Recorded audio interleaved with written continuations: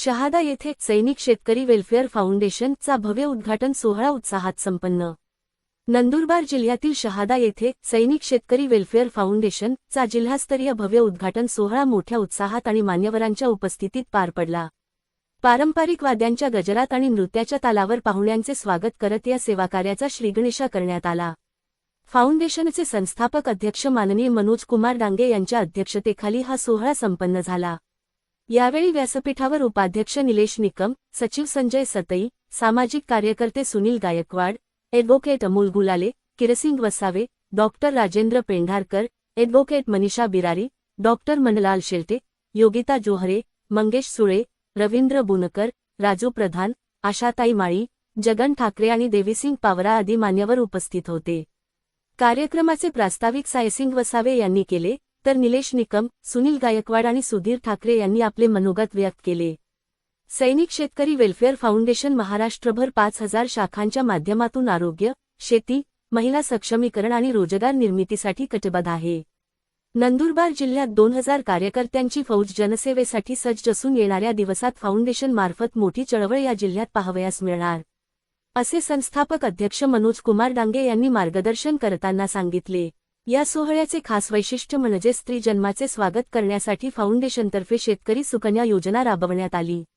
या अंतर्गत तालुक्यातील 3 लाभार्थी मुलींना योजनेचा लाभ देण्यात आला।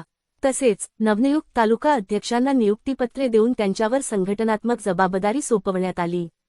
कार्यक्रमाच्या यशस्वीतेसाठी जिल्हा व तालुका स्तरावरील पदाधिकाऱ्यांनी विशेष परिश्रम घेतले।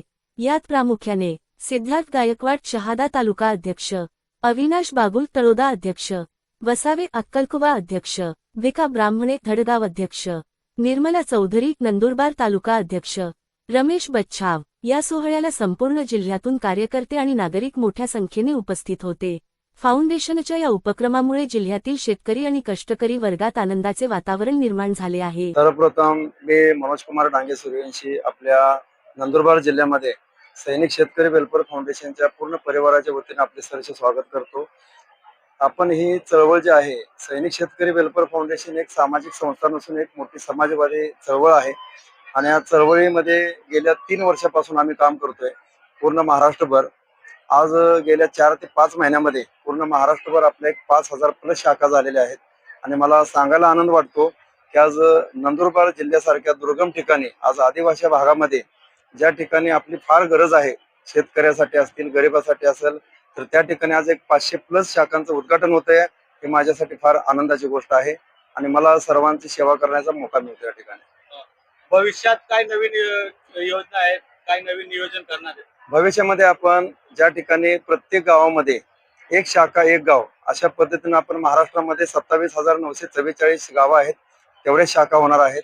तर या ठिकाणी प्रत्येक शाखेमध्ये आम्ही ज्या ठिकाणी आमच्या महिलेला मुलगी होते त्या ठिकाणी सैनिक शेतकरी सुकन्या योजनेच्या माध्यमातून आम्ही 5000 रुपयाची मदत करतो। त्या ठिकाणी अंत्यविधीसाठी, कारण आज महाराष्ट्रामध्ये बघितलं तर अंत्यविधीला पण लोकांच्याकडे पैसे नाही आहेत, मग सैनिक शेतकरी अंतिम सन्मान योजना एक आपण सुरुवात केलेली आहे। याच्या माध्यमातून आपण एक 5000ची त्या कुटुंबाला आर्थिक मदत करतो, महिला सक्षमीकरण याच्यावरती ध्यान देतो। आणि आज आपण या ठिकाणी स्टेजवरती बघत असाल की आरोग्य हेल्थ एटीएम मशीन, तर हेल्थ एटीएम मशीन आज हेल्थवरती कोणाचंच ध्यान नाही आहे, तर प्रत्येक गावामध्ये महिन्याला कॅम्प लागणार आहे अजीवनसाठी, लाईफ टाईमसाठी।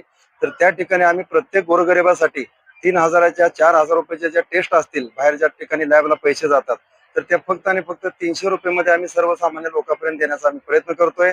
महिला सक्षमीकरण, नवीन उद्योगांना सर्व्हिस, रोजगार याच्यावरती आमचं जास्तीत जास्त लक्ष आहे।